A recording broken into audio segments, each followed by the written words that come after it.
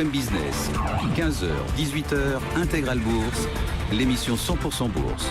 Cédric Decoeur. Et on est à 4524 points sur l'indice, moins 0,38%. On entame cette émission avec Jean-François Bay pour Morningstar. Bonjour Jean-François. Oui, bonjour Cédric. Qu'est-ce qui se passe sur les marchés? On sent une petite baisse, comme un moment d'hésitation, et du coup on se retourne un peu et on se dit que la pression était montée avec les banques centrales, etc. Et que depuis, on cherche un peu où est passé l'effet Draghi, qui en a profité, qui en a moins profité. Pourquoi finalement parfois ça s'est dégonflé? L'effet Draghi est pchit en fait, puisque ça fait plusieurs semaines maintenant que les marchés, on le voit sur le CAC 40, les marchés européens tournent un petit peu en rond autour des mêmes niveaux. On avait anticipé des marchés mieux. On est en plein dedans, les bonnes on a une centaine de points sur lesquels on ferraille, quoi. Voilà, les bonnes séances ont fait plus 0,50, les mauvaises séances ont fait moins 0,50. On tourne autour de ces niveaux-là. Je pense que plus intéressant, c'est le niveau de volatilité sur les indices et sur le CAC 40. On est passé en dessous de 12, ce qui est le niveau historiquement bas. Donc on a touché des niveaux historiquement bas sur la volatilité, ce qui montre bien que les marchés s'ennuient, les marchés patinent un petit peu à la d'un second souffle, et c'est pas très très bon en fait pour l'ensemble des intervenants, à la fois en termes de volume et de tendance. C'est peut-être aussi un peu le calme qui avant la tempête, comme on dit. Je pense qu'aussi quand on regarde un petit peu plus dans le détail l'évolution des marchés, les rotations sectorielles ont été quand même assez nombreuses. Est-ce que cette phase d'hésitation que grosso modo on peut tracer entre 4005 et 4006, est-ce que ça concerne absolument tout le monde, ou est-ce que là il faut prendre un petit peu son microscope pour aller regarder ce qui se passe dans les différents compartiments de la cote, pour peut-être être plus sélectif? Il faut être plus sélectif, il faut être très actif, et il faut regarder justement dans le détail ce qui s'est passé depuis un mois.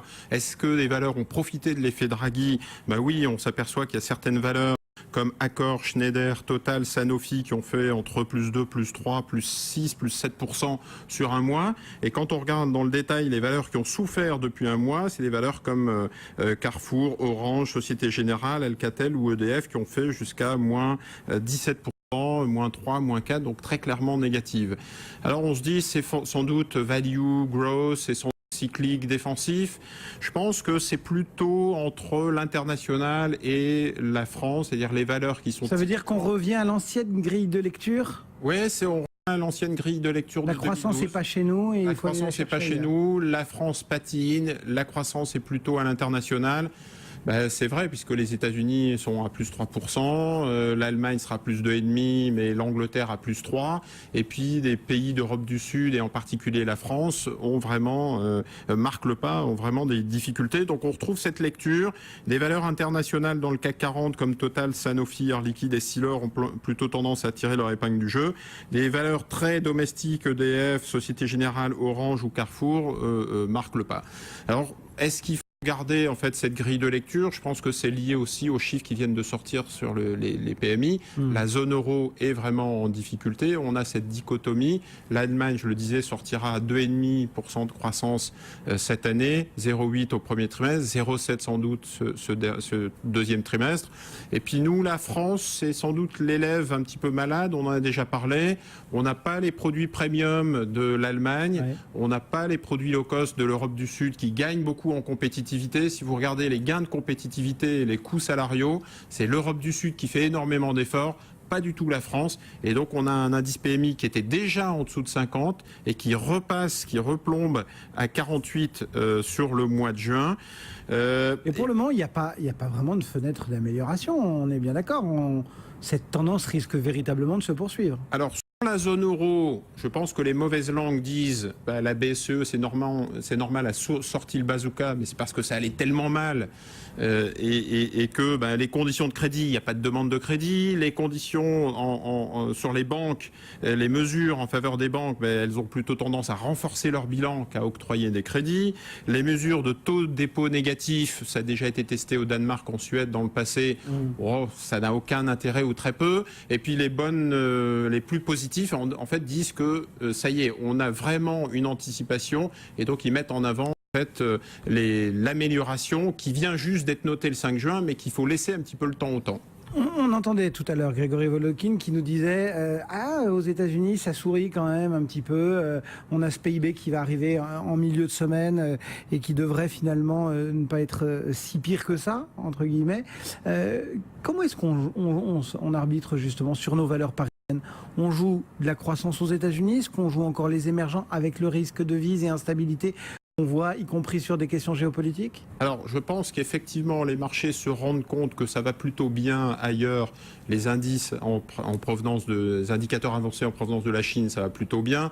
L'Angleterre tire son épingle du jeu. On parle même de surchauffe en Angleterre. Oui, avec le risque de la Banque centrale. Est-ce qu'elle va dégainer la première ou pas? Voilà, ça sera sans doute la première à dégainer. Les États-Unis, ça va bien. Donc, je pense que les marchés se disent, on est sûr d'avoir une visibilité sur la croissance mondiale qu'on n'a pas en France. L'élément négatif sur le marché français, des valeurs purement domestiques, c'est qu'on ne voit pas de réforme arriver, c'est qu'on a l'impression que la France est bloquée dans un carcan, on ne veut pas faire de réforme, on est bloqué dans un corporatisme.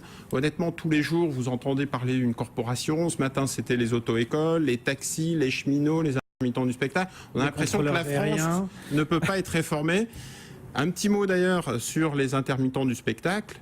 Il y a énormément d'intermittents. C'est-à-dire que si vous parlez aux professionnels du bâtiment, ils vous disent qu'il y a énormément d'intermittents du bâtiment qui vont chercher du chiffre d'affaires chantier par chantier.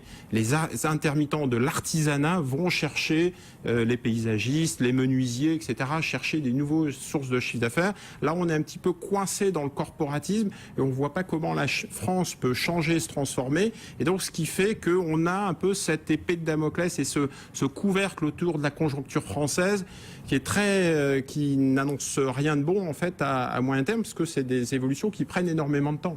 Donc, de l'étranger, je vous suggérerais les États-Unis ayant de la presque validé.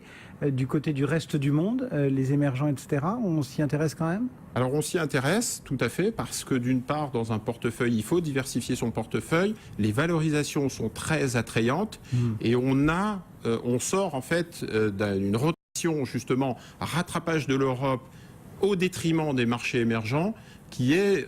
je dirais, intéressant aujourd'hui. Il y a une fenêtre sans doute d'investissement sur les marchés émergents.